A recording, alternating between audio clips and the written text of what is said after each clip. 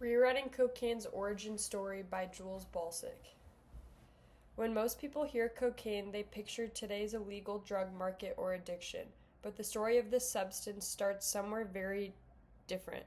This document looks at cocaine across two worlds, indigenous Andean societies in 19th century Europe. By tracing its journey across time and culture, we can see how meaning is shaped by the people who use and interpret a substance. This helps us understand why cocaine's identity is so debated today.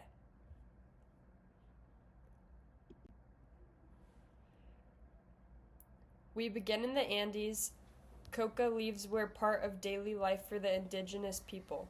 They chewed them to fight fatigue, hunger, and altitude sickness. Coca was also used in ceremonies and community rituals. It wasn't treated as a dangerous substance, but as something that helped support life in a harsh environment. Seeing its role this way reminded us that cocaine's story starts with practically and spiritually, not criminalization.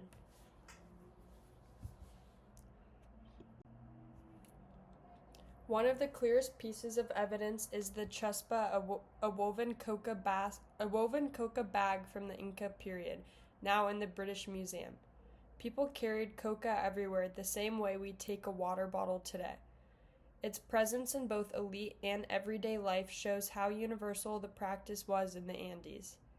Artifacts like this help ground the discussion in real cultural habits rather than modern assumptions about drugs. Historians like Paul Gutenberg explain that Andean societies didn't view coca as a drug. It was rooted in work, religion, economy, and community life long between Europeans arrived. It was healthy, sensible, and respected.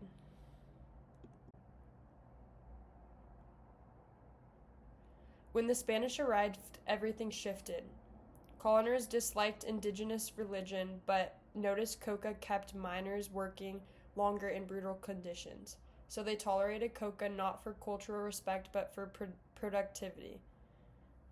This marks the moment when coca began to be interpreted through foreign priorities and values. It also shows how quickly a substance can be redefined when power structures changes. Historian John Super shows that the Spanish framed coca through their own worldview.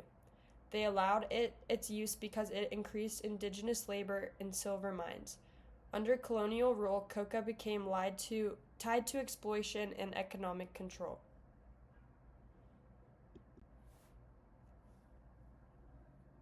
Centuries later, coca reached Europe. Scientists isolated cocaine, its active compound, and excitement grew in medical communities. This shifted the plant into an entirely new world of experimentation.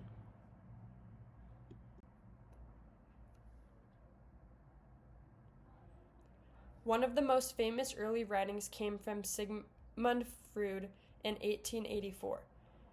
He described cocaine as a possible wonder drug that could lift mood, treat depression, and help with morphine addiction. His claims were often based on personal use.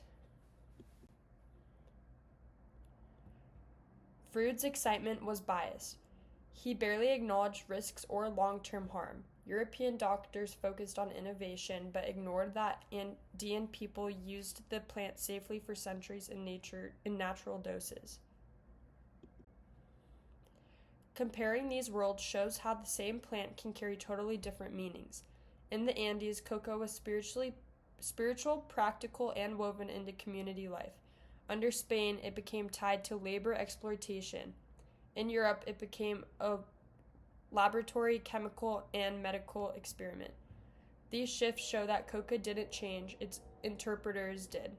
The contrast helps us see how drug narratives are built through culture, power, and intention rather than biology alone.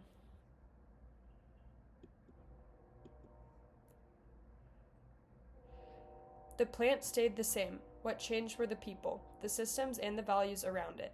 Rewriting cocaine's origin story helps us understand today's debates with more clarity. A substance can be sacred, useful, or dangerous depending on who defines it and why.